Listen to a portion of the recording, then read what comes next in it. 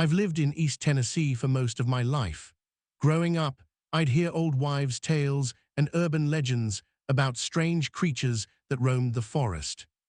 For the longest time, I thought what every other kid thought, that they were stories told to scare kids away from dangerous places so they wouldn't fall into a ravine or get lost in the massive wilderness.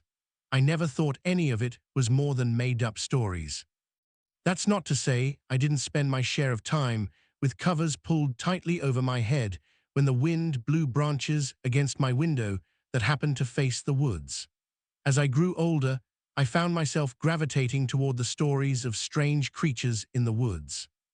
That curiosity is what started me investigating such things in my spare time. People around here seem to be obsessed with Bigfoot as if he's some local celebrity. They tend to ignore or downplay other cryptids. I don't know why. With the hundreds of thousands of acres of unexplored and barely explored forest, it seems there's lots of space for anything that feels like making its home there to be left in relative peace. I'm more of a fan of Dogman. Unofficially, of course. You see, once I graduated high school, my only goal was to become a park ranger. Where else could you go to work and be surrounded by such glorious nature, even at its most dangerous? There are literally dozens of stories I could tell, but the one that sticks with me is the hikers from a couple of years ago. I remember it was early October. I always make the hike up to Klingman's Dome several times during autumn. Gazing out over the canvas of trees spouting a myriad of colors, looking every bit like nature's fireworks show reinforced that I made the right career choice. I was on patrol when a call came in to go to the cabins near Fontana Lake. I got the address and headed south, crossing into North Carolina. When I got there, I was met by a woman who said her husband, son, and brother-in-law had gone to the lake fishing and hadn't come back. I got the information I needed about their general description, names, and description of the truck and boat, then headed out to search for them. She said they were heading up to Wolf Creek. I called it in and told the station I would be driving down to Flat Branch to see if they went in the river there. It was a decent drive to get there, but then it was a decent drive to get pretty much anywhere out in the backwoods of the Smoky Mountains. When I got there, I found 3 trucks parked off to the side. 2 of them had empty boat trailers. I checked the description the wife had given me, and it matched one of the trucks. I had a beginning point for my search. I walked up to the water and looked both ways, hoping to luck out and find them coming in from a hard day's fishing. No such luck. There was a house nearby, so I walked over and asked if they had seen my quarry. The man said he had been out fishing himself yesterday and recalled seeing a boat like the one I described with 2 men and a boy in it. I asked him which direction they were going, and he said west. I asked if he had a boat and could take me up to Wolf Creek. The man's demeanor changed from friendly to deadly quiet. He agreed to take me across the river, but not all the way to Wolf Creek. I accepted what I could get. After a quick jog back to my truck to get my backpack, he ferried me across and quickly left. It was a mile or so to the rural campsite I suspected they had camped at. I started walking along the edge of the river, keeping an eye out for them. It wasn't long until I spotted a boat sitting on the shore. I approached the boat, and it seemed to be the right one. Everything about this missing persons report seemed like just someone who stayed out later than planned. It was a little too easy. I would be very happy to find them sitting by a campfire about to pack up and go home. It didn't take long to hike to the campsite, but when I got there, things stopped being easy. There were only 2 tents set up, but they both looked like someone or something had torn into them. I checked inside each one and found sleeping bags and general camp equipment strewn about. I did my best not to disturb anything. When I came to the second tent, I found something more disturbing. This tent was also in disarray, but as I looked, I saw distinct drops of red. There was a notebook sitting near one of the sleeping bags. I picked it up and paged through it. October 3rd. We headed out for our annual fishing trip this morning. Mom wasn't too happy, but we told her we'd be back tomorrow. The drive to the boat launch was kind of long, but we filled the time talking about all the fish we were going to catch and generally telling stories about the area. Dad tried to scare me with a story about a cryptid that lives in the area, but I knew he was just yanking my chain. We got to the boat launch and headed out into the water without too much of a hitch. Uncle Roger nearly fell in trying to get the boat undone. He didn't find it nearly as funny as Dad and I did. Once we were out on the lake and had our lines in the water, he seemed to settle in and enjoy himself. After a few beers, he was laughing about it with us. We caught a couple of fish, but they were too small and we had to throw them back. Dad said he'd heard about a good spot up by Wolf Creek. We had better luck when we got there. Uncle Roger caught 3 largemouth bass and I caught 2. Dad had a big one on his line, but it got loose before we could net it. It was starting to get dark, so Dad said we should go to one of the rural campsites. We pulled the boat up to shore and tied it to a large tree, then took our gear and hiked to the campsite. There wasn't anyone else there, which Dad said was odd because the site is normally full. We unpacked and set up our tents, and Dad got a fire going while Uncle Roger cleaned the fish. We ate and laughed and talked until it was dark and we turned in for the evening. Dad said there was a better fishing spot further west and he wanted to go there early in the morning before we headed back to the cabin. It's the middle of the night and Dad is playing a joke on me. I woke up for some reason and he wasn't in the tent. I could hear rustling outside along with something pawing the ground and snorting. I knew it was Dad trying to scare me. He and Uncle Roger had been telling cryptid stories while we ate supper. I told them they weren't going to scare me like they did last year. They just looked at each other and smiled. I knew they would have something up their sleeves. I didn't bother to turn the light on or go out and check. I knew they would just run away and hide, pretending to be a creature I had scared off. Then in the morning, they would ask each other if they heard the commotion, hoping to scare me. I wasn't falling for it. One thing you learn from having a prankster for a dad is not to believe anything you see or in this case hear.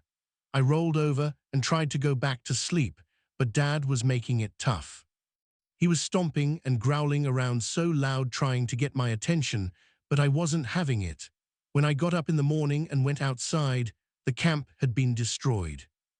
Uncle Roger asked if I'd heard anything last night, and I played along, saying I'd heard some creature outside our tent, but I was too scared to go out and check. He made a good show of searching for Dad and seeming genuinely concerned. I was just waiting for Dad to get tired of the game and come back to the campsite. As the morning wore on, Uncle Roger started talking about going to look for him. I wanted to tell him I hadn't fallen for their little prank, but didn't want to spoil their fun. When noon rolled around and Dad wasn't back, I started to get worried. Maybe he had fallen and hit his head on a rock or something. Uncle Roger was beside himself. He told me he would have already gone looking for Dad, but didn't want to leave me alone at the camp. We decided to go look for him. Uncle Roger found what looked like a scuffle, and we headed off in that direction. He told me to stay right with him as we struggled through the forest looking for any sign of Dad. I was starting to doubt that this was a prank. I was getting worried about Dad. The further we went, the more I realized how wrong I'd been. I wanted Dad to jump out and scare me just so I'd know he was okay. We walked around for hours searching for him, but we couldn't find him. I was beyond worried now, and I could tell Uncle Roger was too, but he didn't let on. He just kept saying Dad was probably already back at the campsite now. When the sun started sinking low in the sky, we gave up our search and headed back. Twice, we lost our way and had to double back to get to the site. There weren't many trails out here, at least not that people had made. When we got back to the site, I ran to our tent, hoping he would be there, but he wasn't. We ate a quick supper and turned in for the night. Uncle Roger promised me he would wake me up when Dad came back. October 4th, Uncle Roger never woke me. Dad didn't come back. I said we should call for help, but he told me Dad had the only phone.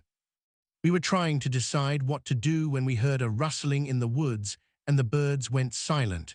We looked around for the source of the noise, and unfortunately we found it. There was a thing coming toward us. It stood on its back hind legs and its body made these loud cracking sounds like its bones were snapping into or out of place, echoing all around us. This thing was huge. I literally froze. My body refused to move as this horror came toward us. Uncle Roger grabbed me and yanked me over behind his tent.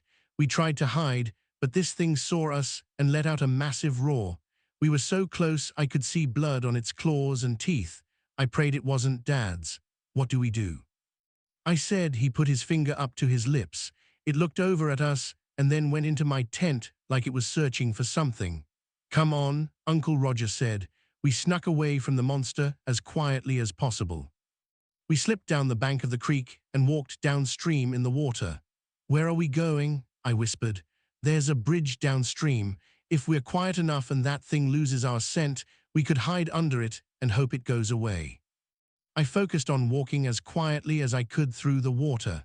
The sound of the creek was loud, so I was hopeful it wouldn't see or hear us. It seemed like forever until we reached the bridge. It was a small wooden bridge that spanned the creek, allowing hikers to pass over. There wasn't a lot of cover. We tried to wedge ourselves into the shadows at the furthest end of it. Time slowed to a standstill as I sat there on the uncomfortable rocks, shivering.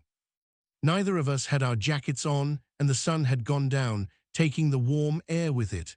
I started to doze when I felt a nudge. I looked up, and Uncle Roger was motioning me to be quiet. I was about to ask why when I heard the creak of a board on the bridge right above my head. It wasn't a steady walk of a hiker going down the trail. It was a slow, deliberate step of someone sneaking or hunting. I listened in mortal terror as the board slowly gave way to the weight of whatever was on it, one slow step at a time. As if I wasn't cold enough, my teeth began to chatter with fear. It couldn't have been very loud. Uncle Roger barely heard it and went into silent convulsions, motioning me to stop. I bit my tongue to keep the noise down and continued to listen.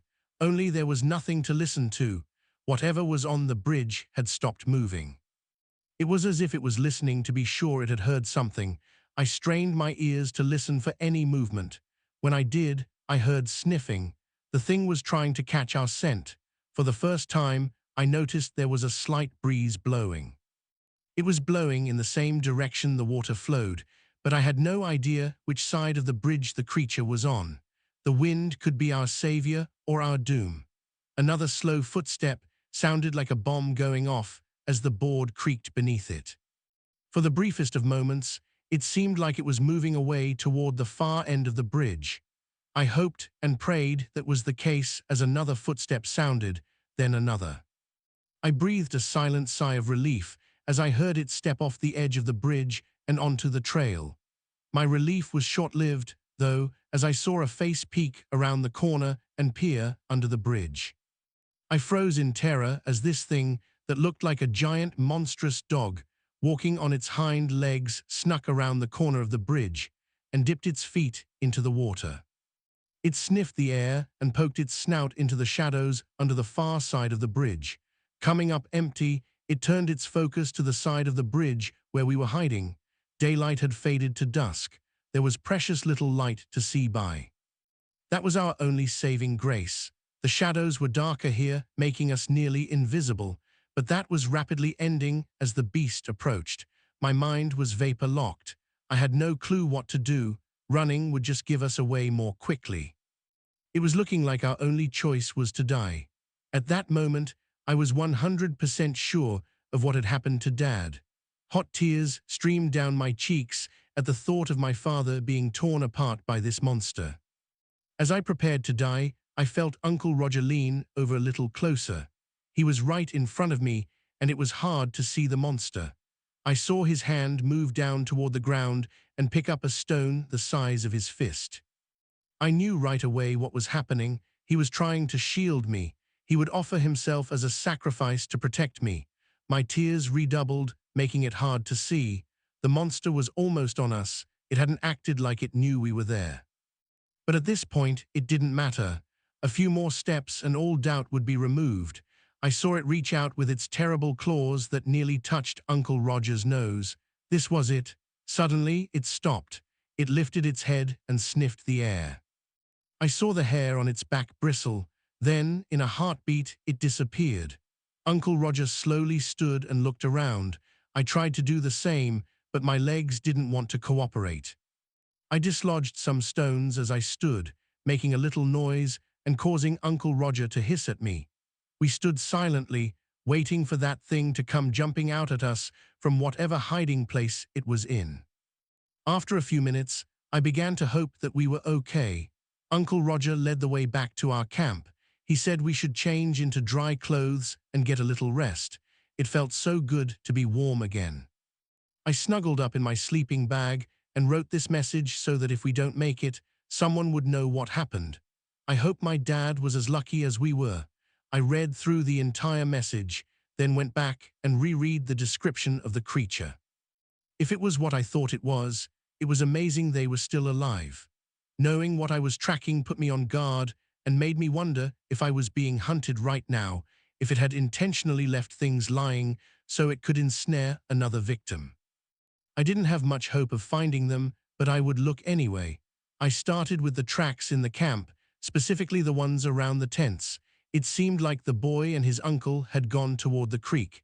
The creature's tracks went that way too.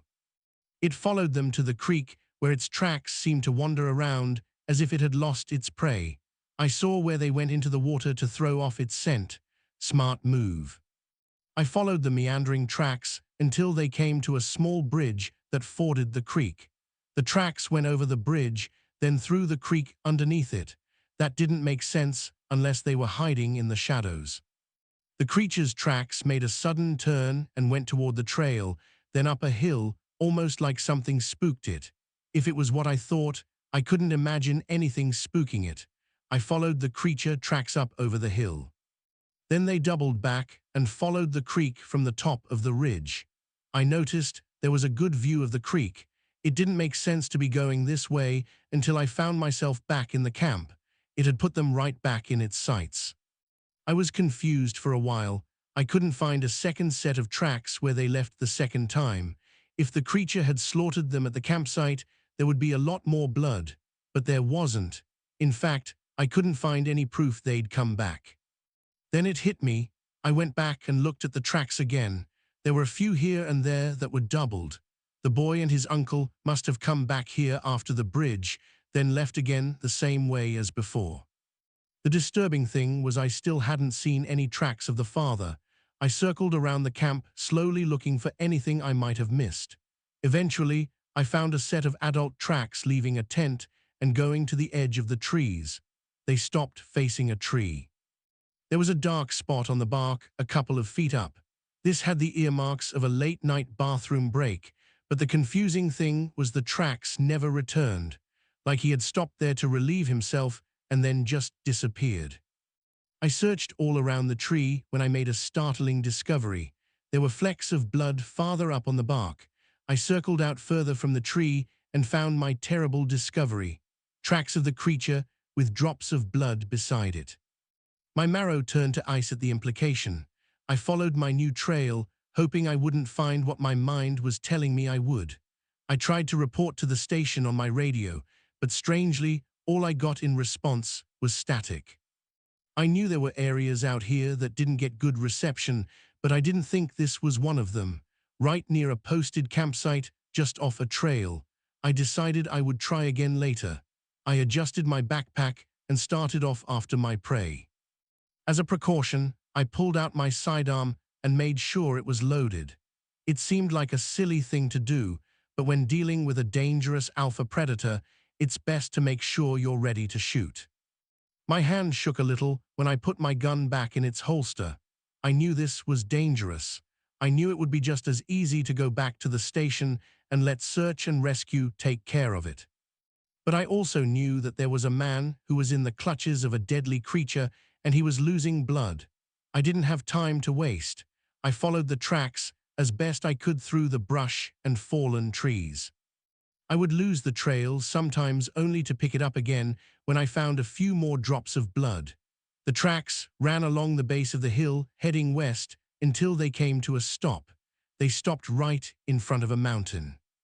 I looked all around, but the trail had disappeared. Finally, in desperation, I looked up and noticed a cave partway up the mountain. I thought about going up there, but was unsure. That could be the home of this creature, or it could be the home of a dozen other animals, none of which would appreciate me storming into their living room unannounced. After another thorough look around the area, I decided it was likely where my prey had gone. Clouds had been rolling in all day and now decided they were done playing nice. The rain began slowly enough, but was soon coming down in sheets. The cave was looking better as I covered my eyes and tried to see where I was going. It was raining so hard I couldn't see the cave anymore. I just kept pressing forward in what I hoped was a straight line over fallen trees, through brush, and rapidly rising streams. I finally looked up and saw I was at the base of the mountain. My direction was off by a little bit, and I had ended up a few dozen yards to the right of it, but it was no matter. I started climbing the mountain, being extra careful of my footing, especially in this torrential downpour. After a few slips, including one that had me nearly tumbling off the mountain, I made it to the mouth of the cave. I slipped inside and enjoyed a moment without water dumping on me. I looked down and the water dripping off of me made a little puddle like I'd brought my own rain cloud into the cave with me. I shook off as much water as I could as quietly as possible. The rain pouring down outside made loud splashes inside the cave. It would have been difficult to hear anything else, but I still wanted to be sure.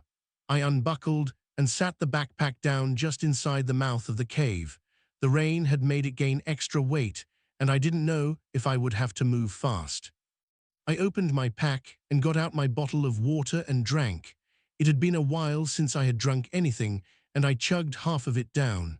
I closed it and saved the other half for if I got out of here alive. With that happy thought rattling around in my brain, I stowed the water bottle back in my pack and pulled out a small flashlight. I turned it on while pointing it at the floor. The bright beam illuminated the cave. It was large as caves go. I could stand up in it and not reach the ceiling. There were many boulders and stones. It wasn't a smooth floor. The walls were rough. There weren't any cave drawings in here. I walked slowly. Each step felt like I was closer to my doom. I pulled out my gun and held it tightly, the sense of foreboding thick in the air. Two thoughts impressed themselves on me. Firing a gun in here would probably deafen me, and the stench was horrific. It smelled like an open sewer in the middle of August. As I crept deeper into the cave, the sounds of the rain diminished, replaced by an eerie silence.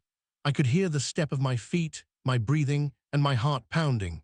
As I was seriously considering turning around and leaving, I saw something ahead of me move. It was big, at least as big as me. I dove against the wall for some cover, forgetting that I was holding a bright light in my hand, so it didn't matter if I tried to hide as long as the light was on. I pointed it at the floor, but didn't turn it off. I heard a shuffling sound getting closer.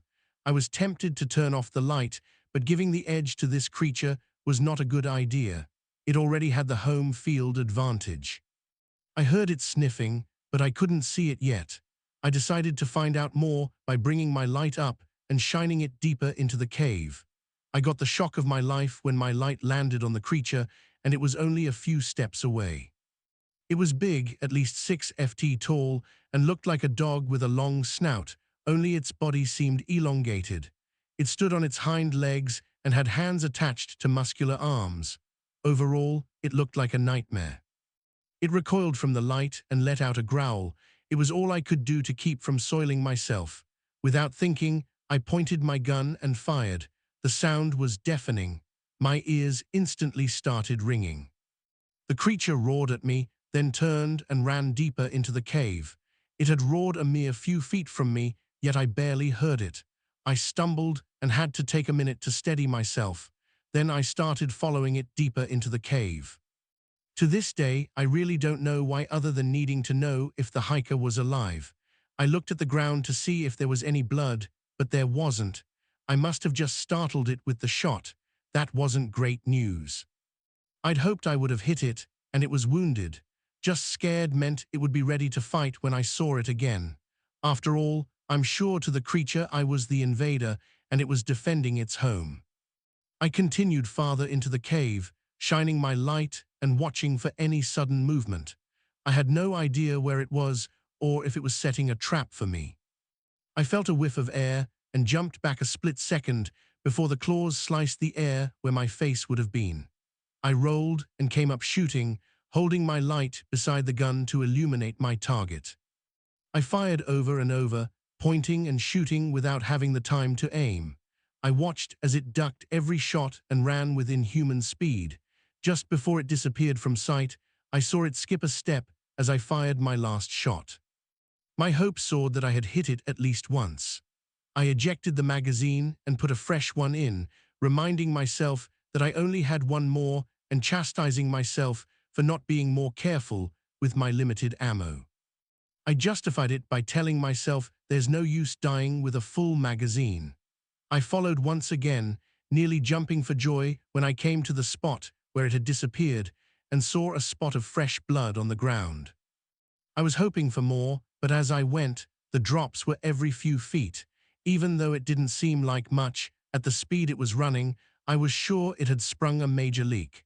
I followed the trail deeper into the cave. There was a chill in the air that made me shudder. My mind told me it felt like a tomb. My tomb. I shook off those thoughts and continued until the blood stopped. I shone my light on the small puddle and the ground beyond where there was no blood. My mind screamed at me that it was a trap. I shone my light all around, even on the ceiling, but I couldn't see it. I started backing out the same way I'd come in, my eyes darting all around in search of my prey.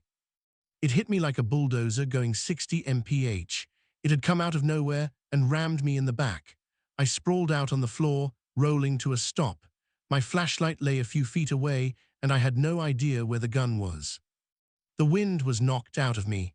I tried to breathe but couldn't. I just lay there gasping for air. It slowly circled around me, growling and bristling. I knew it was going for the kill. I screamed at my brain to move, but my body refused to cooperate. I tried to focus on my breathing and regain mobility as it circled closer. I could see its breath chugging out of its mouth like a steam engine. I knew it was time. My arm was the first to recover. I slowly moved it toward the flashlight. It stopped circling just as I got a grip on the light. I saw the creature hunching to lunge at me. I clicked the light to strobe and aimed it at the creature's face. It screamed and clawed at the air as if it could fight off the light.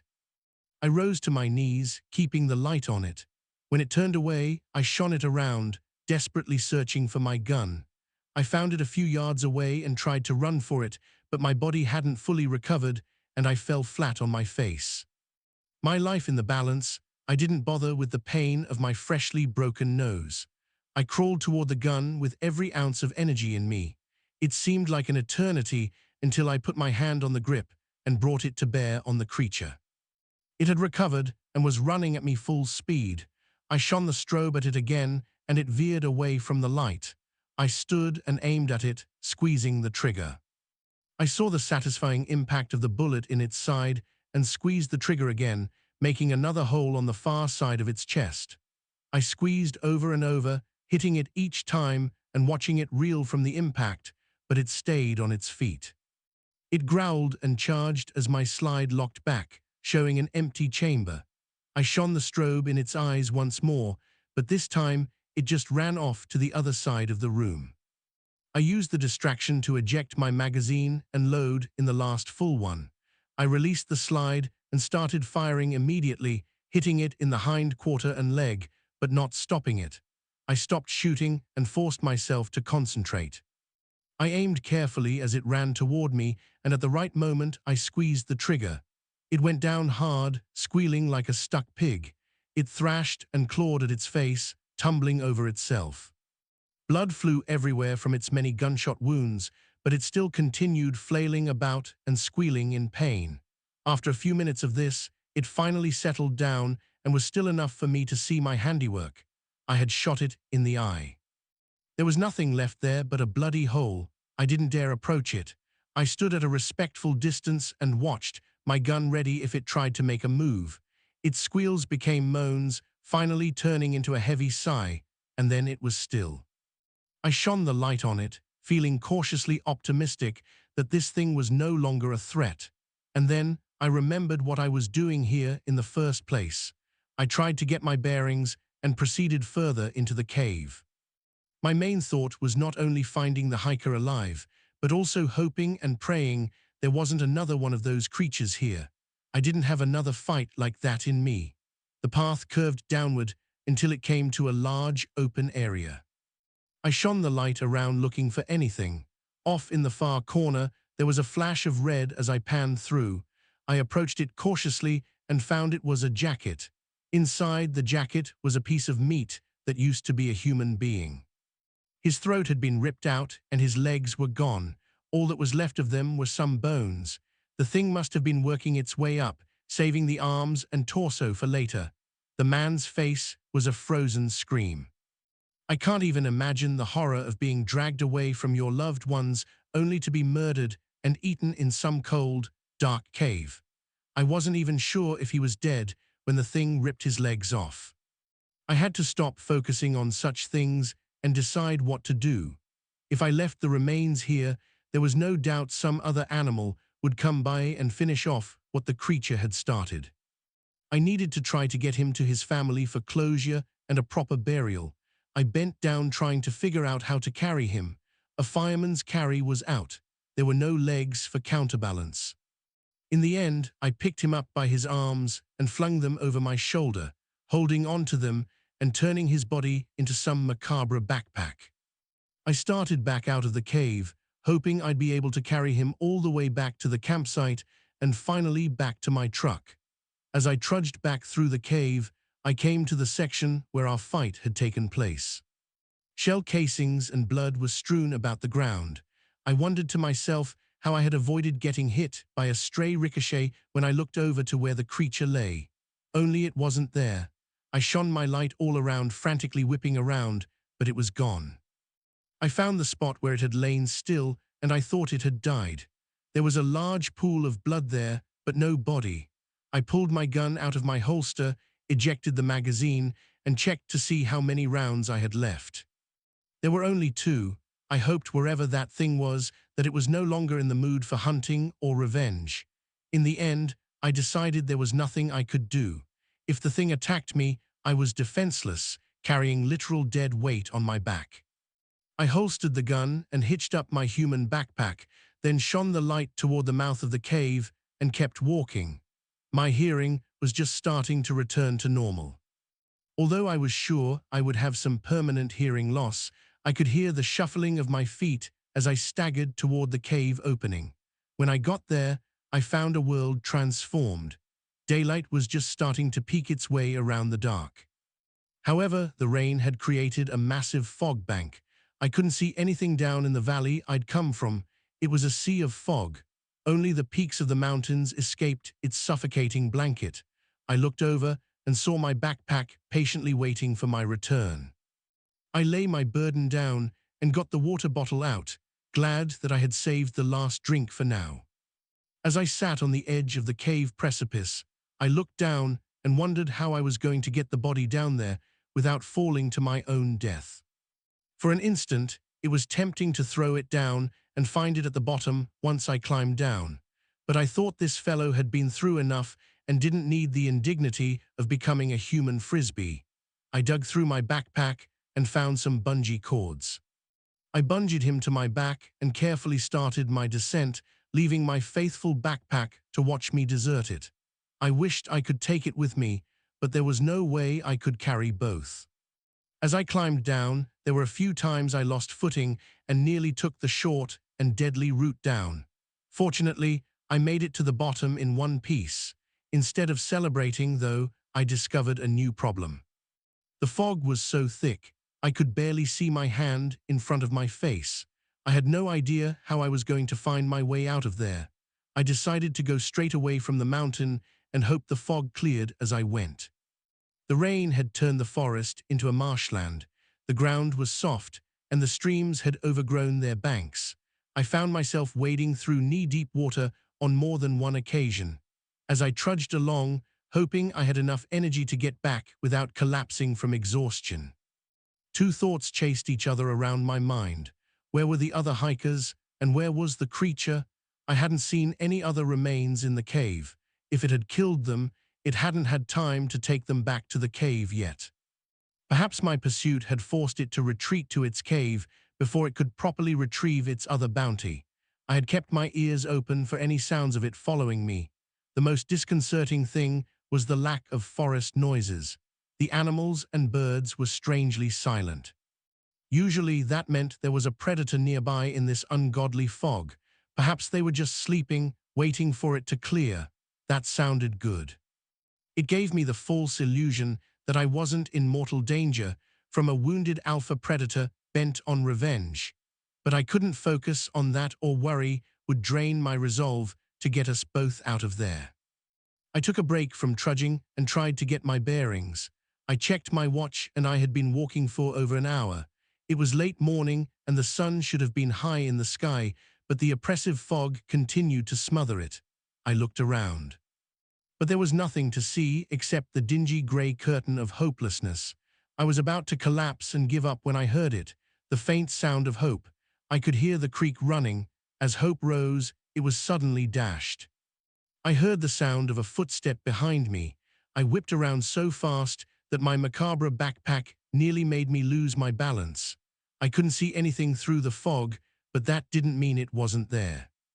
With a renewed surge of determination, along with a strong desire to elude whatever was pursuing me, I set out toward the sound of the creek. It was still slow going, but I found fearing for my life was a great motivator. I had no doubt whatsoever that the footsteps behind me were those of the creature bent on revenge.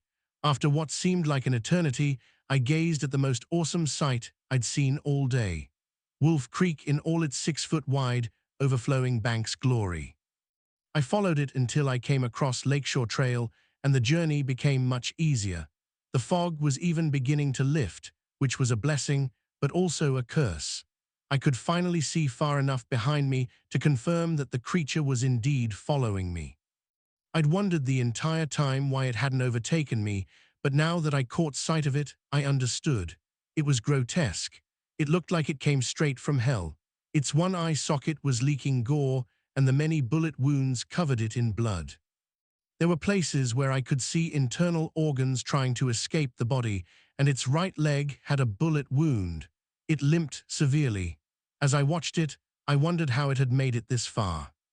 But then I looked into its remaining eye and saw intense rage burning. I knew I would die a horribly grotesque death if I slowed enough for it to catch up. We continued this slow OJ pursuit of death until I reached the banks where Wolf Creek opened up into the lake. My energy was nearly gone. At one point, I considered dropping my human backpack in hopes that it would feed on it instead of me, but then I would have failed. I came here to find this hiker and bring him back. The thought lit a fire deep within me. I came to the edge of the lake with the creature a mere few yards behind me. I glanced around hoping to see a boat I could flag down, but no such luck. With no other choice, I waded into the water. It was cold, but instead of refreshing me, it chilled me and sapped my little remaining strength. The creature entered the water behind me and seemed to be gaining. It got deeper to the point where I was no longer able to walk and had to start swimming. The far side of the lake looked like it was miles away, even though I knew it was much less than that. I swam for all I was worth, knowing at any moment I would be pulled under by the creature. My passengers strapped to my back wasn't helping either. The literal definition of dead weight. Every minute I had to fight off the urge to dump him. When I reached the other side, I was exhausted. I lay there on the shore, waiting for the creature to disembowel me, but unable to move to defend myself in any way. With great effort, I turned to look back and see when my doom would come. To my great surprise, I saw it staring at me from the far beach. I guess it couldn't swim. I chuckled to myself as I lay there gathering strength for the continued journey back to the truck. Eventually, I got there. As I opened the door, for a fleeting moment, I considered putting the hiker in the passenger seat. But then I looked at the wet, gore-soaked torso and reconsidered, gently laying him in the truck bed. The drive back was long, and I continually had to shake myself to stay awake. But eventually I made it to the cabin. I stumbled up to the door and knocked once. "Oh my God," the woman said when she saw me. "Are you all right?" I hung my head. "No, but I will be after around 3 days of sleep. Unfortunately, I have bad news for you. I found your husband, but not your son or brother-in-law." A man and a boy came out of the cabin and stared at me. I instantly knew who they were and grabbed them both in a huge hug. "I'm so glad you made it out," I said, fighting back tears. Thanks," the man said, pulling out of my hug. "Who are you again?" "He's the ranger that came to look for all three of you," she said. "I don't understand. Your tracks were confusing," I said. I followed them down to the bridge, but then they went back up to the campsite. "We got some rest," the boy said. "Then Uncle Roger came and said we were going. We left everything and slipped away to the boat, rowed across the river and left." I smiled. "I'm very glad you did." He looked at me with expectant eyes. "You said you found my dad." My face fell. "I did, but it was too late. So he's—" I nodded solemnly. "Where is he?" "He's in my truck, but you don't want to see that." Before he could say another word, he ran to the truck and looked in the passenger seat. A look of confusion fell over his eyes as he saw no one there. And then he slowly looked toward the bed of the truck. He stepped back and looked over the side into the bed. He instantly dissolved into tears and slid down the side of the truck, sobbing. "I'm so sorry," I said to the woman and man. She grabbed me and gave me a hug. "Don't be," she said. "Without you, we wouldn't have known for weeks, months, maybe even years what had happened. We would go on looking with false hope. You've given us a chance for closure and to properly grieve." She released me and I wiped my eyes. I looked at the man and walked down to the truck. He followed, and we gently removed the body and laid him on the couch, then covered him with a blanket. The boy followed us back to the cabin, but wouldn't look at me or anyone else. He sat in a chair and stared at the blanket covering his father's body. I knew I had done all I could, so I excused myself and started toward the door. I paused and said to the boy, "I promise I'll make sure that thing never hurts anyone again." He looked up at me, eyes full of tears, and said, "How will that help my dad?" His mother opened her mouth, but I held a hand up to silence her. I knew the boy was just hurting. I left without another word. On the drive back, I called the station and told them everything that had happened, then told them I was going home and calling off for the following day. After getting home and stumbling into a shower and collapsing in bed, there was only one thought on my mind. I would return to Wolf Creek very soon with more and bigger guns. I would end that monster if it was the last thing I did. But that is another story. The shower felt great, and getting some food helped restore my energy. If only I could have done the important part, sleep. Every time I closed my eyes, all I saw was that thing charging me. The smallest sounds in my bedroom made my eyes shoot open, knowing that thing was there coming to kill me in a most horrible way. It took me the better part of 2 days to recover fully. Of course, mentally was another story. I'm not sure I'll ever fully recover mentally. Being hunted by a supernatural creature that people deny exists isn't something you soon forget. When I returned to work, I wasn't expecting a hero's parade or anything, but maybe a little acknowledgement would have been nice. Hey, we know you did your best, pat on the back, but instead, I got called into the boss's office almost as soon as I walked through the door. "Sit down," he said while closing the door behind him. His name was Raymond, but I only ever called him boss. He was taller than me but thinner. It looked like he'd have to hold on tight to something if a good breeze blew his way. "Well," he said, staring at me expectantly. "Well, what?" I said, wondering if this was one of those "I'll see how much you'll tell on yourself" kind of moments that parents and school principals always tried to pull. "You know exactly well what," he said. No, I have no idea what you're talking about." He sighed like I was some child who had to have everything explained to them twice. "Well, what happened out there? Oh, I went searching for missing hikers, but only found one. He was deceased." I sat back, happy with my brief explanation. He pinched the bridge of his nose in frustration. "Who told you to go looking for hikers? That's part of my job, to just go on random quests like you're playing some kid's game." No, to help out a camper who said her family was missing. Why didn't you call it in? I did. As a matter of fact, I got the call from this office to go investigate. I'm not sure about that, he said. I'll check on that later, he said, avoiding my eyes. Look, why don't you just come right out and ask me what you've been wanting to? Okay, I will. Did you murder that hiker? What? I said, staring into his eyes, waiting for the punchline. Are you out of your mind? It's the only plausible explanation. I sat back in my seat, aghast. The only plausible explanation is that I took some hiker deep into the woods against his will, murdered him in cold blood, tore him to shreds, ate the lower half of his body. Then dragged what was left of him back out of the woods, nearly dying in the process, so I could deliver his corpse to the grieving family and cover my tracks somehow. Well, did you? He said, as serious as a heart attack. Of course not, I said. What kind of sick, perverted excuse for a human being would do such a thing? Then who did? I knew I couldn't come right out and say it was a dogman or I'd be laughed out of the station. Some type of alpha predator. Like what? Bigfoot. He said with a look that was halfway between disgust and humor. You know what? I said, jumping out of my seat. I'm going to go hunt down the thing that did this, drag its bloody carcass in this office and dump it on your desk. I turned and stormed off, nearly running over 3 other rangers that were trying to hang around close enough to eavesdrop. I drove home in such a fury that I don't even remember the trip. I packed my bags and equipment for a week's trip. I was determined to take as long as it needed. Finding it wasn't the issue. I already knew where it was. The problem was getting back out alive. I loaded my handgun and shotgun with lots of rounds. I wanted to make sure not to run out like last time. I even bought sabot slugs for the shotgun for a little extra power. I took my hunting knife along as a backup. Trying to be better prepared this time, I hooked up my boat on its trailer, knowing I would need to get across the river.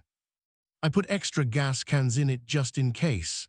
Overall, I was taking way more than I needed. I stepped back and looked at my overloaded truck and boat. I would say I was loaded for bear, but at this point, I was loaded for a pack of bears with a bad attitude. Hoping it would be enough, I got in the truck and started down the road.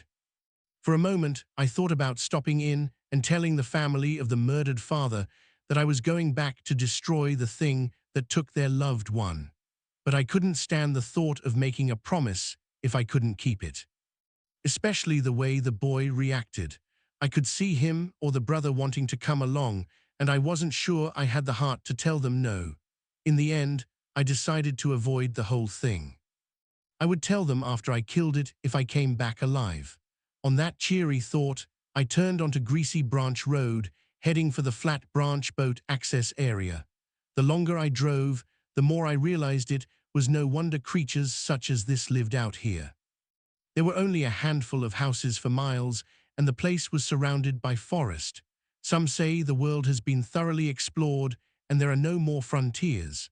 Whoever said that never drove on a back road through North Carolina and Tennessee? There could be a predator 10 ft off the road, and you'd never see it through the brush and trees. On that cheery thought, I tried to find a radio station to listen to.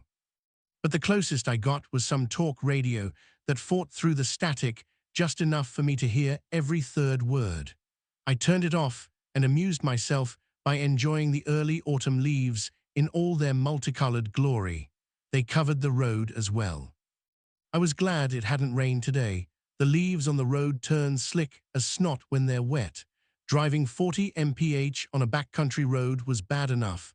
I didn't need to slide off into a ditch. No tow truck would come here to get me out. It seems like I'm just full of cheery thoughts today. I chuckled as I slowed to negotiate a particularly sharp hairpin turn in the road, which told me I was nearly there. The boat trailer groaned in protest as I nearly doubled back on myself through the steep turn. After straightening out, I was rewarded with the sight of a house. My mind reeled at who would want to live this far out in the middle of nowhere, especially with that thing roaming the countryside. Maybe no one lived there. Maybe the monster had already cleared out the houses in the area and had begun to feed on hikers. As I wondered, I came upon a man out mowing his front yard. When he noticed me, he gave a happy wave. So much for monsters terrorizing the neighborhood. As tempted as I was to stop and ask him about the creature, I didn't want to disturb his happy day of mowing with such terrifying thoughts. Being unseasonably warm, this would probably be his last mow of the season. It didn't take much longer to get to Flat Branch Boat Launch. When I pulled in, there was a pickup truck sitting there. I immediately recognized it as belonging to the dead man I'd brought back out of the forest. Unpleasant flashbacks of that day stormed through my head. It seemed like a lifetime ago. It was hard to believe it had only been 2 days. And yet, here I was with my lousy paying job, about to face this deadly creature for the second time, if I could even find it. There was a chance it may have moved on. But why was I here? Because I let my boss goad me into making a ludicrous and possibly impossible promise, because a boy had lost his father in a most violent way. Or was it just to make sure no one else had to go through the same pain? Was it to make my little corner of the world safer? Honestly, I didn't know. It may have been any combination of those things, but I knew I was going to end it one way or another. There was no boat dock, nothing to tie the boat to. As I backed it into the water and pulled the trailer out, I had to put out the anchor to make sure it didn't float away on me. That would have been a great start to my trip. I pulled the truck and trailer into the empty space that was used as a parking lot and grabbed the rest of my gear out of the back. I had already loaded most of it in the boat before I left. Setting my backpack in the boat left just enough room for me to sit in the back near the motor. Looking over the full boat, I thought of the old axiom, it's better to have it and not need it than need it and not have it. I was definitely living that out with this trip. Starting the motor, I headed west toward Wolf Creek just like the last time. Only now I had a boat full of supplies and I knew what I was up against. My fondest wish was to find its dead carcass rotting on the beach. As I pulled up toward Wolf Creek, turning north and coming to the place where I would park my boat, I saw no signs of a large predator rotting on the beach. I guess I'd have to do it the hard way. Pulling into the sand, I jumped out and pulled the boat up out of the water. The supplies made it much harder, and I started to rethink stopping and asking for some help to come along. I dragged the boat across the sand to the tree line and tied it securely to a tree in case there was another storm like that horrible day. I didn't want my boat to abandon me due to rising water. I found the trail easily and started hauling loads of supplies up to Backcountry Camp 74. Getting a base camp set up was priority number 1. It took me 4 trips to get everything up to the camp. Fortunately, no one else was camping there at the moment. As much as a little company might have been nice, I didn't want any innocent bystanders getting hurt, and hunting an alpha predator was a sure way for that to happen. Once I was unpacked and the tent was set up, I took a short rest and ate cold. I didn't want to start a fire and alert it to my presence. If I could sneak up behind it and blow a hole in its head, that would be just fine with me. I wouldn't want to see what kind of odds Vega's oddsmakers would give me on that scenario. Having rested and eaten, I got my pack loaded for my hike. Aside from the essentials like a flashlight, food, water, and other necessities, I made sure I had my pistol with extra mags, my hunting knife strapped to my other leg, and my shotgun strapped to my back. This time, I wouldn't stop shooting for lack of ammo. It made the pack heavier, but ammo was the number 1 supply on this trip. I wasn't trying to bring it back for some egghead to study. I was out for blood. Remembering the things I never wanted to remember, I headed out to the west, where I'd found the evidence of a struggle and the trail of blood. I continued west through rough underbrush, hoping I wouldn't lose my sense of direction and get turned around. That was the most dangerous thing for hikers, getting off the trail and losing their sense of direction. I'm sure a giant man-eating predator was the second most dangerous, and here I was, searching for it like an idiot. As I walked for what seemed like way too long, I was about to turn around and go back when I saw the base of the mountain I needed to follow. It was a relief, but at the same time drew me one step closer to my prey and our final showdown. So far, This had gone much easier than I expected. Even the birds and animals in the forest were singing and making their normal noises as though nothing was happening. It was rather disconcerting, almost like I was walking into a trap. I stopped and looked around, suddenly feeling very vulnerable. There was nothing I could pick out of the endless trees, just a feeling of being watched. My hand drifted to my pistol and I held the grip, but didn't take it out. The birds and animals still sang out their cacophony of forest song, but it seemed to be muted, as if the volume was slowly being turned down. It was either my mind playing tricks on me or the animals sensed approaching danger.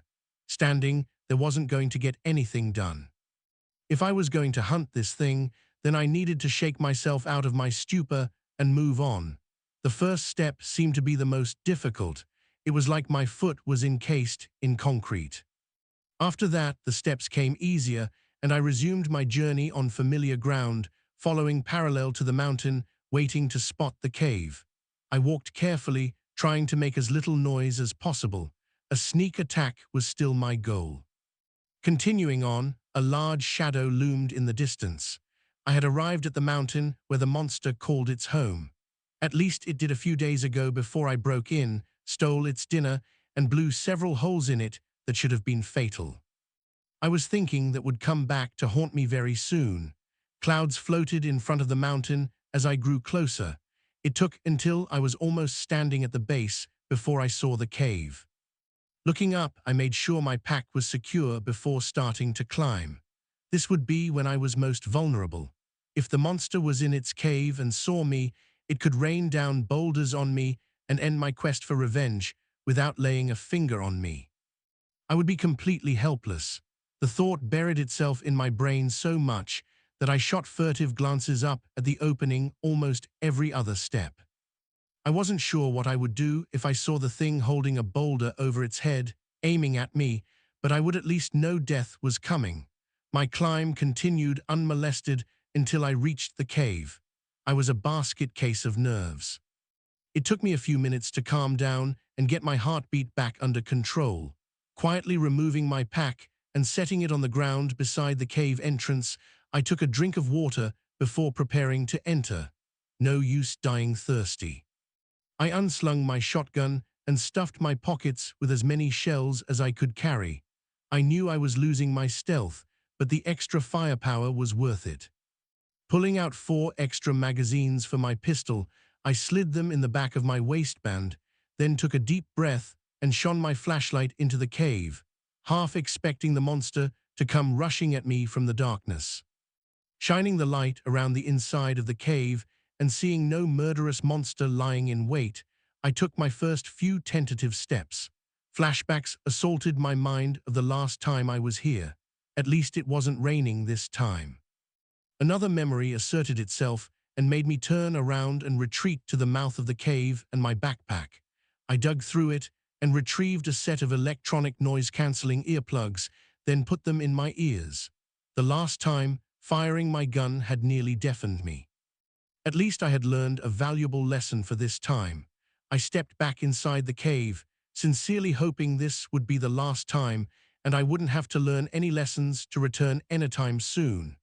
My memory reminded me that it hadn't been long since I'd been here. I held the shotgun pointing toward where the light was shining. It would have been better if I had a flashlight mount for the shotgun, but instead I had to hold it with the same hand I would need to reload with. That had the potential to be problematic, but that was a future problem. Right now, I was listening intently for any movement, but only hearing the shotgun shells rattling around in my pocket. I swept the light back and forth as the cave grew bigger. I had arrived at the place where I found the hiker and had my battle with the monster. As if to reiterate the point, I stepped on something that made a scratching sound. I moved my foot and looked down to find one of my empty shell casings from the gunfight. My senses went into full red alert mode, knowing I was in its lair. The last time around, we had already seen each other by this point and were in a fight for our lives. This time, there was only eerie silence that had the hairs standing on the back of my neck. I could feel it watching me, waiting for me to step just a bit further into its trap. I stepped slowly over to where I'd found what was left of the hiker. There was still a dark stain on the ground where he'd bled out. The memories flooded back, strengthening my resolve to make sure this monster never destroyed any more families. As I stood there thinking about the poor man who'd been eaten while he was still alive, I heard the faintest of sounds. Instantly, I went on full alert. I shone the light all around trying to get a beat on where it was before it could get to me. At first, I didn't see anything, and seeing nothing is much worse than seeing something, even if the something is terrible. At least you can point your gun at something, but not so with nothing. The scratching continued to get louder as it eluded my sight. I was quickly entering panic mode. It was coming. I could hear it. I could feel it. The only thing I couldn't do was see it. Finally, my eyes caught a glimpse off in the far corner. It was hunkered down and slowly crawling toward me. I locked my aim on it and took a step forward. It continued slowly toward me, but something was wrong. It wasn't attacking. As I stared at it coming closer, it sniffed the air as if trying to identify what I was. This was all wrong. There was no way that things shouldn't have already identified me and gone into full ballistic mode. Something else seemed off. As I watched, it moved differently, and unless my eyes were playing tricks on me, it was smaller than the last time I'd seen it. Then it hit me. This creature had both eyes. It wasn't the same one as before. My spine turned to ice. There were more of them out here. It shouldn't have been a surprise. I mean, to think that the animal that attacked me was the only one of its kind was ludicrous if you really thought about it. This one was hesitant. It continued sniffing the air as it approached me. Apparently, the larger one hadn't told it about the intruder that shot its eye out and came close to killing it. The creature came within leaping distance. If it suddenly decided it didn't like my scent, it could make quick work of me. My conscience spoke up for the first time and told me this creature was innocent. It had done nothing to me. I hesitated, wondering if it was right. Did this thing deserve to die when I had no proof it had ever harmed anyone? But then again, it was a wild animal. It didn't get to nearly full size by eating berries and hugging trees. It was also an alpha predator. Regardless of its size, it would grow and become just as dangerous as its parent. And there it was. Could I really destroy a child, even a predator child? My entire career had been about protecting people. Was this thing any less worthy of my protection? It continued to approach while I hesitated in my mental vapor lock, unsure of what to do. And then it happened. The entire time it had shown no emotion other than curiosity. Now that it was close, it must have sensed my hesitation and even my fear. It bared its teeth and let out a low growl. In an instant, my hesitation was gone. I knew this thing was a predator to the bone. It would stalk, hunt, and kill whatever it wanted to. The trails around the area would become its feasting ground. I would have to come out here again to deal with this thing if it didn't kill me first. Then someone else would have to deal with it. The slaughter wouldn't end. It was just beginning. It crouched. I fired. The sabot slug tore a hole through its chest. I fired again as it yelped and tried to get away, but I had blown its front leg off. I fired again, this time hitting it in the neck. Blood sprayed as it collapsed. Stepping up and aiming at its skull, it looked up at me, panting, blood pouring from its wounds. The impact hit my back like a freight train. I rolled on the ground, trying to catch my breath that had been knocked out of me. It took every ounce of determination to turn my head and see what had hit me. There it stood over the wounded younger one, my nemesis. I saw the hole where its eye should have been. I saw the wounds on its body that had barely had time to scar, let alone heal. But most of all, I saw my shotgun lying 20 ft away from me. It was all I could do to sit up straight and pull my pistol out of its holster. In a flash, the monster was on me, swatting the pistol out of my hand. It had learned from our last encounter, too. Instead of waiting for me to take aim and dodging bullets, it took the weapon out of the equation. It hovered over me. Its putrid breath stank of death. There was nothing I could do, and it knew it. I closed my eyes and focused on getting my breath back. It seemed futile when I was about to die, but I wanted to go out fighting. When I opened my eyes, the monster was back with its child, holding it like a mother would cradle a baby to comfort it. As my breath returned, my mind tried to come up with some way out of this impossible situation. My shotgun and pistol were halfway across the room. There was no way it would let me just stroll over and pick one of them up. In fact, I knew if I moved, the thing would be on me again. The only reason I could think that it hadn't eviscerated me yet was to comfort its dying child. To test my theory, I scooched over toward the shotgun, maybe a foot only, to draw the monster's single-eyed glare. Yeah, that wasn't going to work. My energy had nearly returned. The child wasn't doing well. It was breathing in ragged gasps and coughing up blood. It wouldn't be long now. The only things I had were the shotgun shells in my pocket, the magazines in my waistband, and my survival knife. Where was MacGyver when I needed him? I came up with a foolish, desperate plan that was sure to have me die a horrible death. I slid my hands slowly into my pocket and grabbed 2 shotgun shells. At the same time, I pulled my knife out of its sheath. I only got away with that because it was on the far side of my body where the monster couldn't see it. Taking a deep breath, I threw the shells toward the far side of the cave. They hit the wall and clattered to the floor. It was enough to make the monster look for the source of the commotion. In that moment, I charged like a wild man. I ran straight at the monster, catching it by surprise as I swung a slash across its throat with the knife, making it tumble to the ground. It was back up in a heartbeat, about to charge me when it saw my real objective. I had the child by the throat, holding the knife against it. The monster growled a warning of the most heinous death it could imagine for me as I dragged the child toward the other side of the room where my shotgun lay. My fear was that the child was already dead and it wouldn't matter to the monster if I had it or not. But just as I was entering panic mode, it let out a little whimper. The monster stared death at me but kept its distance as I came closer to the shotgun. It followed step for step, keeping itself within striking distance. I knew it was waiting for an opening to attack. So far, my plan was working. That's what worried me. I should have been dead 5 minutes ago. The shotgun loomed a few feet away, just out of reach, when the child acted out in a last act of defiance. It turned its head as far as it could, causing blood to flow even faster. And then it looked at me and bit my arm that held it. I screamed in pain as the monster charged. Time slowed as my brain kicked into overdrive and reacted. The monster was almost on me, claws out, aiming for the kill. Instinct kicked in, and I held the child up in front of me as a shield. The claws drove into its flesh instead of mine. The monster's look changed in midair as it realized what had happened. The force of its momentum threw me backward as it landed on top of its child and pulled its claws out. It turned to face me with rage dripping from its eyes, only to come face to face with the shotgun. I didn't wait. I pulled the trigger and sent a slug tearing through its neck. I had aimed for the head, but it ducked just enough to make me miss the clean kill shot. It dropped and swiped at me, but I was already firing again and hit it in the shoulder, making it tumble away from me.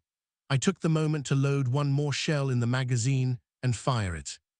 Then I loaded another and fired, backing it away from me and giving just enough time to load a single shell. I kept moving as I fired and loaded, making sure not to be an easy target. So far, it was backing away, taking hits, but not any kill shots. When I reached in my pocket and came up empty, it knew. I had one more shot in the chamber, and then I was out. It charged, willing to take the last shot.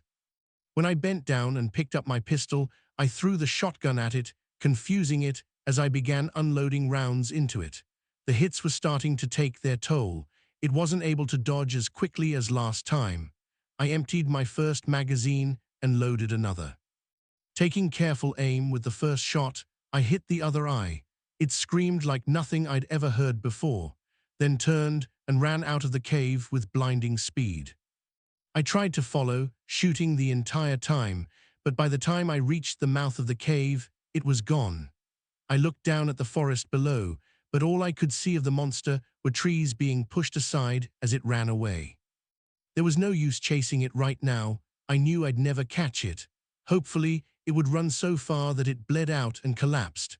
For now, I dropped to the ground beside my pack and reloaded my shotgun. Then I took a moment to eat a granola bar and drink some water. Sitting there with my legs dangling over the edge of the cliff, I felt like a kid again, just watching the forest and wondering at nature's awesomeness. But now I had to wonder if nature wasn't trying to actively get revenge on humans with creatures like these.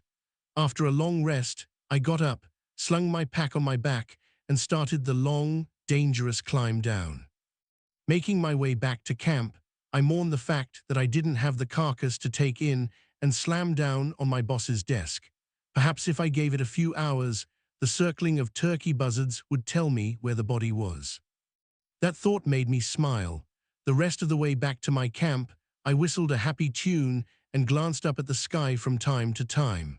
I decided to sleep at the campsite and get up in the morning rested to pack everything up. During the night, I had the strangest dream that my tent was being examined by a giant nose. I figured someone else had set up camp and had a dog with them that was curious about my tent. Hopefully, the dog didn't try to mark my tent as its territory. I'd never tried to wash dog pee off a tent before, and I didn't want to start now. I woke from a fitful sleep, feeling not very rested. Unzipping the tent, I looked up into the morning sky, hoping to see the turkey buzzards circling. I would delay packing up to obtain my prize of a monster carcass. I stepped out of the tent into nothing but air. Falling into a ditch, I felt pain in my leg. I looked up at the tent suspended a few feet above me. Somehow, a ditch had appeared overnight. I didn't remember hearing it rain during the night. As I wondered at the mystery and checked my injured leg, I heard the sniffing sound. It was exactly like in my dream. Suddenly, I saw the snout of the monster appear at the top of the ditch, and everything fell into place. It had set a trap for me. It must have tracked me during the night, hence the sniffing, then dug a ditch in front of my tent in hopes that I would fall in and injure myself. Even if I didn't, I would be in a place where it could easily strike at me without me running away. I lay there as still as possible, hoping somehow that it wouldn't find me. It was the most ludicrous thing I'd ever thought. If the thing had tracked me here by smell, how would it somehow not know I was lying helpless in the very trap it had set for me? My only hope was to play dead. The sniffing grew closer. I stayed still. Peeking one eye open, I saw the snout start over the edge, coming down toward me. I had nothing on me or in my pockets. My pistol, shotgun, and even knife was sitting in the tent. The snout almost touched my leg. I heard a soft growl. It was getting ready to strike. There would be no jumping up and making a quick move to save my hide this time. I knew my leg was injured, but didn't know how bad. With a homicidal monster bearing down on me, was no time to test it. In desperation, I felt around beside me in the ditch for anything that might help. I found a small stick and a rock the size of a fist.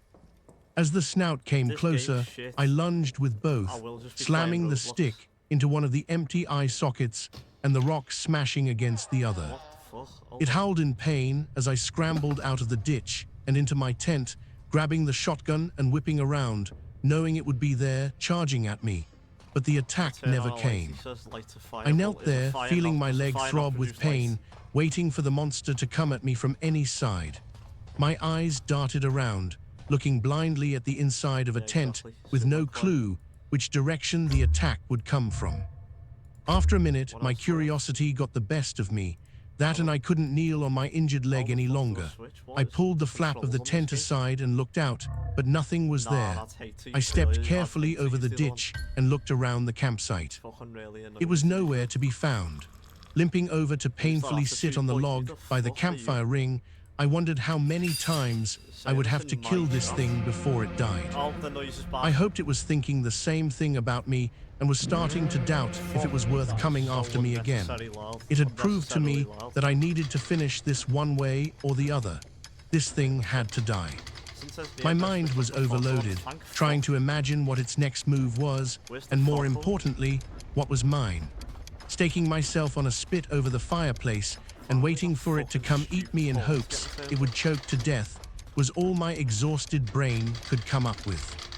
I sat there for a while until I came up with another plan that was sure to get me killed. It wasn't long before the monster came back, maybe an hour. It snuck up to the campsite, keeping a close eye on the tent and the ditch. Only its eyes were its nose. It sniffed when it entered the campsite and kept sniffing as it approached the tent. Half measures were gone as it leapt on top of the tent and landed slashing at anything and everything inside. Within minutes, there was no tent, only colorful shreds strewn around the campsite. The monster came out of the remnants of the tent confused. It had torn something to pieces, but it didn't feel the flow of blood or hear the satisfying shrieks of pain. It looked around with its nose, only discovering the truth too late. I had gone back inside the tent and changed my clothes, leaving my dirty ones in a pile on top of my backpack. I then took a quick trip to the creek and washed off the best I could using just a little soap. I hoped it was enough to wash away my scent, but not so much that it would smell the soap. When I got back to camp, I dressed in a fresh set of clothes and put on my belt with holster and slung my shotgun. Then came the difficult part of the plan. There was a tree overlooking the campsite that had several branches that grew out of the same spot, making it an ideal nest. It took every ounce of strength and willpower to overcome the pain in my leg enough to climb the tree and set up in the nest. After it tore the tent apart, I took careful aim with the shotgun and put the first sabot slug through its skull. The spray of red and the lower part of its jaw exploding onto the ground told me I'd made a good shot, but I didn't stop to celebrate. I unloaded round after round into every vital organ. When I shot the gun empty, I took out the pistol and did the same thing. It had tried to evade at first, but had no idea where I was, so therefore no idea which way to go to get away from my attack. It had slumped to the ground and lay still. Yet I continued to pump round after round into it. When I had fired both my guns empty, I painfully climbed down and approached it. I watched it for a long moment to see if the chest would rise or fall. It seemed to be still. That's when I took out my knife and sawed its head off. When I first started, the body twitched, making me jump back, but by the time I finished, there was no doubt it was finally dead. I know I said I wanted to take the corpse back and plop it on my boss's desk, but I figured this would be good enough. Besides, I was too exhausted, and with my injured leg, I didn't think I could have dragged that thing all the way back to the boat. Standing there in the middle of the carnage that was once a peaceful campsite, holding the severed head of the deadly predator, I sighed. There was nothing left for me to take back with me except the guns, knife, and the head. I looked into the empty eyes one last time, then turned south and started limping toward the boat. Getting it into the water was quite an ordeal as well. It took a while, and I had to rest in between, but once it was in the water and I was on my way back to the truck, I closed my eyes for a moment and enjoyed the cool lake breeze washing over me. Loading the boat back onto the trailer was a struggle as well, but once it was on, I started the long trip back. I stopped off at the cabin where the family had been staying to tell them that I'd gotten the thing that killed their husband, brother, and father. But no one was there. They must have packed up and gone home. Can't say I blame them. I wouldn't hang around either. I drove to the station and got my parcel out of the back. Limping into the building, the rangers looked at me with concern. A couple even asked me if I was okay. I waved them off and went straight to the boss's office. "Here's your proof," I said, slamming the skull down on his desk, causing blood to splatter everywhere. I didn't give him a moment to respond before I said I quit. Then I walked out, emptied my locker, and was on my way out the door when I heard the call over the radio. Some hikers had gone missing out near Fontana Cabin, which wasn't far from where I'd hunted the monster. I paused for a long moment, then turned and walked out the door. Driving home, I argued with myself. In the end, exhaustion won the argument. I went home, got a shower and a hot meal, then went to bed. I'd call into the ranger station tomorrow and see if they'd found those hikers yet. I only There want it you on go, quiet, though. I'm not clean, trying to get continuous the narrative with VOD. no time codes, Fucking hell. The ready VOD for reading, copyrighted. sharing, or posting wherever you like.